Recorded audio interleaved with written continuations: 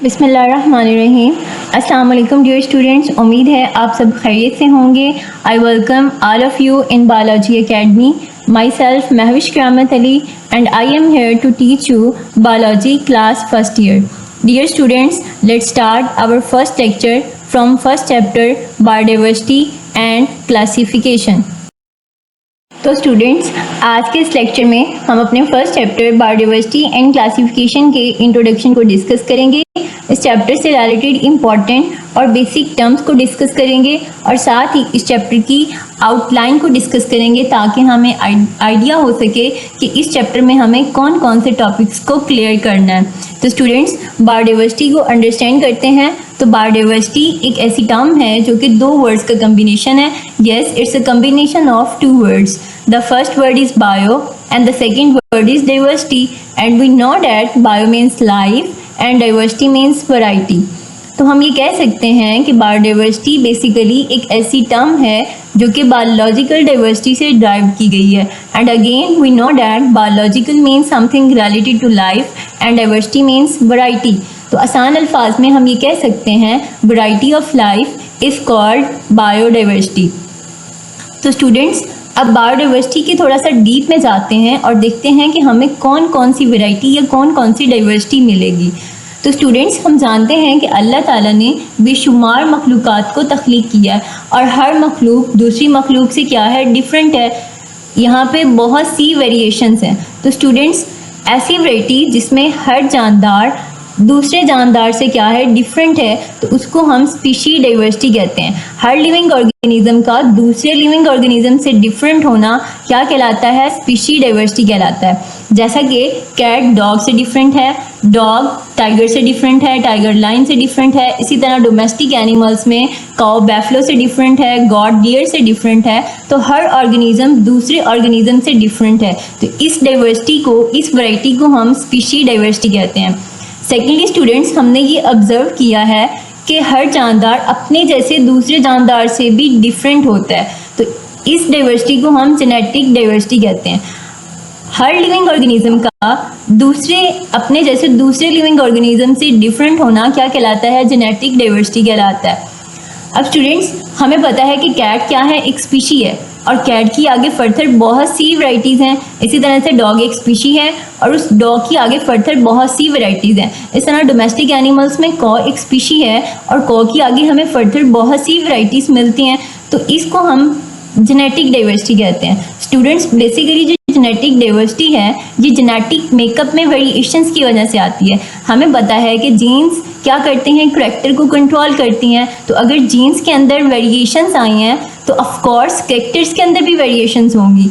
तो इन वेरिएशंस को हम जेनेटिक डाइवर्सिटी कहते हैं।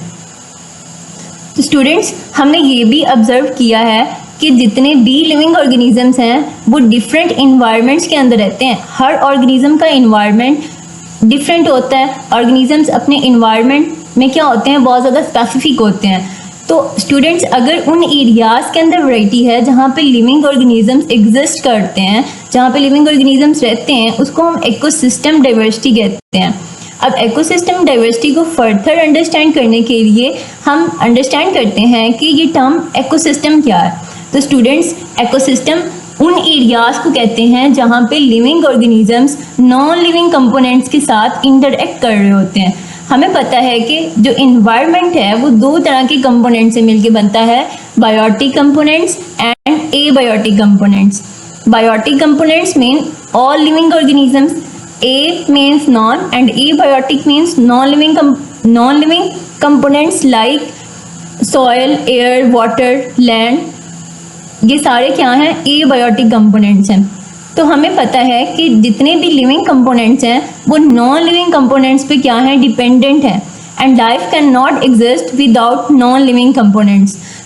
तो बेसिकली हमें जहाँ पे लाइफ को स्टडी करना है वहाँ पे हमें नॉन लिविंग कंपोनेंट्स को भी क्या करना पड़ेगा, स्टडी करना पड़ेगा, क्योंकि लाइफ जो है वो डिपेंडेंट है नॉन लिविंग कंपोनेंट्स के ऊपर। तो स्टूडेंट्स, अब अल्लाह ताला ने बेशुमार ऐसी मखलूक़ात बनाई हैं जो कि एक्वेटिक इन्वायरमेंट के अंदर रहती हैं। अब एक्वेटिक इन्वायरमेंट में भी फर्दर हमारे पास फ्रेश वाटर इकोसिस्टम आता है और मरीन इकोसिस्टम आता है। फिर इसी तरह से बहुत सी स्पीशीज़ ऐसी हैं जो कि डेजर्ट और सैंडी एरियाज़ के अंदर रहती हैं। अब बहुत सी स्पीशीज़ ऐसी हैं जो कि फॉरेस्ट एरियाज़ के अंदर रहती हैं। बहुत सी स्पीशीज़ ऐसी हैं जो कि हमारे पास जो है वो प्लेन एरियाज़ के अंदर रहती हैं।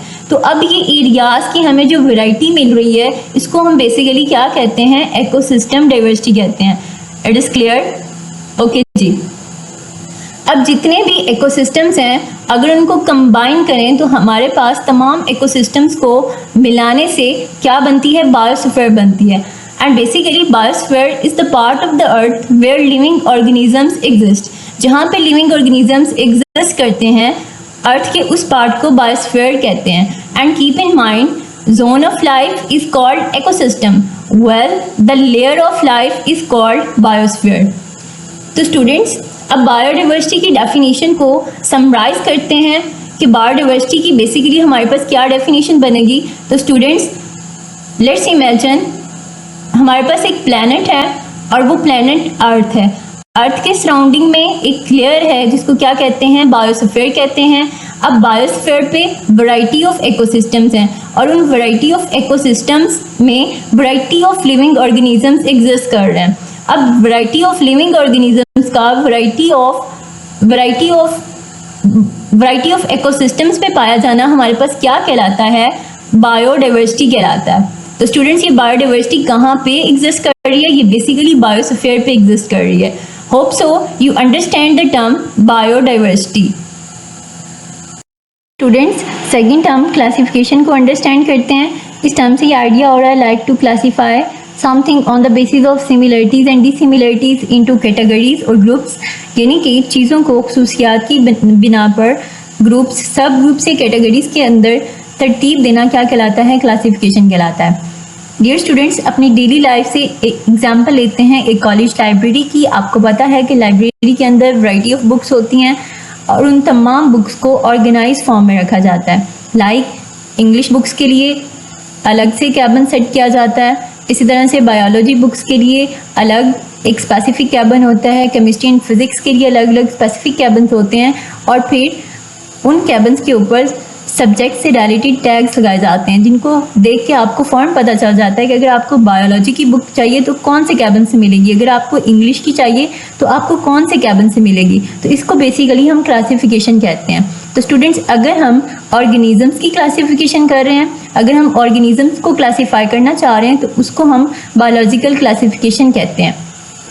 स्टूडेंट्स अब इमेजिन करते हैं कि आप कॉलेज से आए हैं और आपने अपना यूनिफॉर्म ऑर्गेनाइज फॉर्म में नहीं रखा, फिर आप सुबह अर्ली मॉर्निंग जब कॉलेज के लिए रेडी होंगे तो पता क्या होगा, आपको आपका यूनिफॉर्म नहीं मिलेगा। कभी आप अपनी मदर के रूम से ढूंढेंगे, कभी अपने सिबलिंग्स के रूम से ढूंढेंगे और फिर इन केस क्या होगा कि आपकी स्कूल या कॉलेज बस जो है वो निकल जाएगी या फिर आपको बगैर नाश्ता किए जो है वो कॉलेज जाना पड़ेगा। और अगर स्कूल बस निकल जाती है और आपका ऑफ हो जाता है तो फिर सारा दिन घर में पेरेंट्स की जो है वो बातें सुनना पड़ेंगी। तो इससे आप अंदाज़ा लगा सकते हैं कि क्लासिफिकेशन या फिर जो है वो चीज़ों को ऑर्गेनाइज फॉर्म में रखना कितना ज़्यादा ज़रूरी है। तो स्टूडेंट्स अब माइंड में क्वेश्चन आता है कि हाउ ऑर्गेनिजम्स आर क्लासीफाई।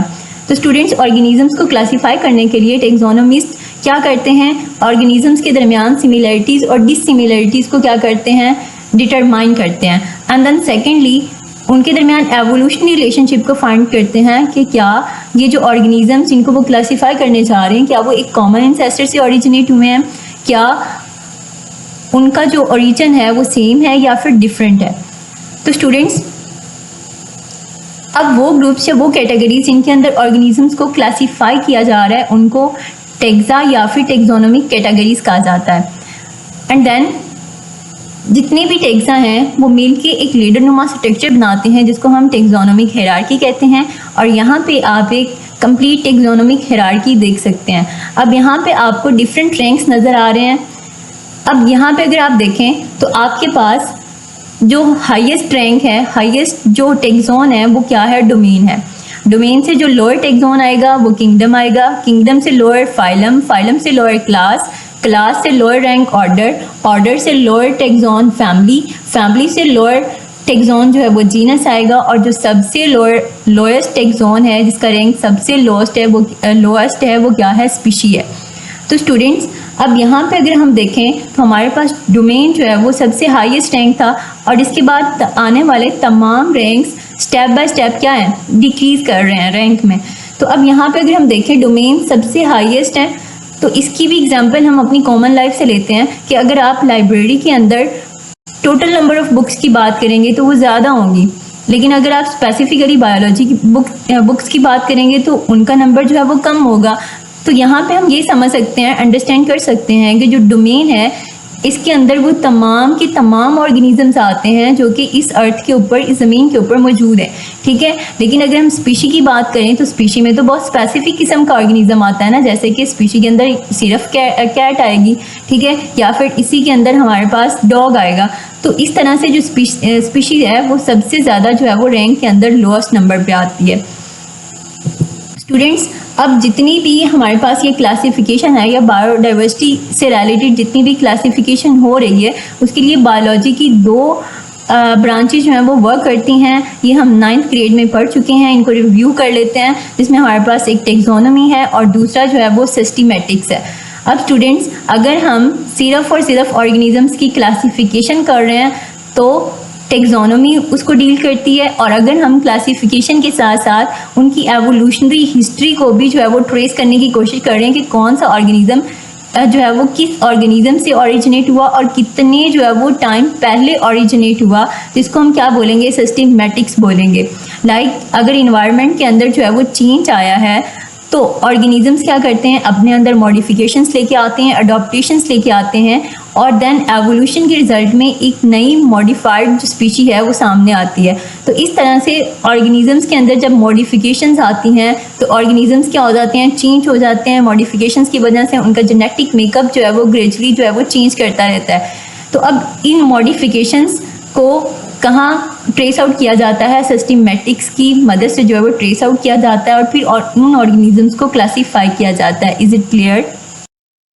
तो स्टूडेंट्स इस फ्लो चार्ट की मदद से हम टेक्सोनोमिक कैटेगरीज को डिस्कस करते हैं और ये देखते हैं कि किस तरह से इन टेक्सोनोमिक कैटेगरीज के अंदर ऑर्गेनिजम्स को क्लासीफाई किया गया है।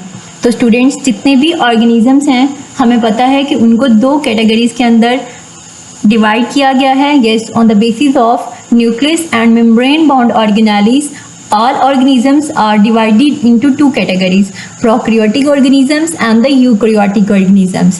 Dear students, prokaryotic organisms ऐसे organisms होते हैं जो यूनिसेलुलर होते हैं और जिनके सेल के अंदर प्रोमिनेंट न्यूक्लियस मौजूद नहीं होता और ना ही इनके पास मेम्ब्रेन बाउंड ऑर्गेनेलीज होती हैं, जबकि यूकैरियोटिक ऑर्गेनिजम्स इनके बिल्कुल ऑपोजिट होते हैं, क्योंकि ये यूनिसेलुलर भी होते हैं, मल्टी सेलुलर भी होते हैं।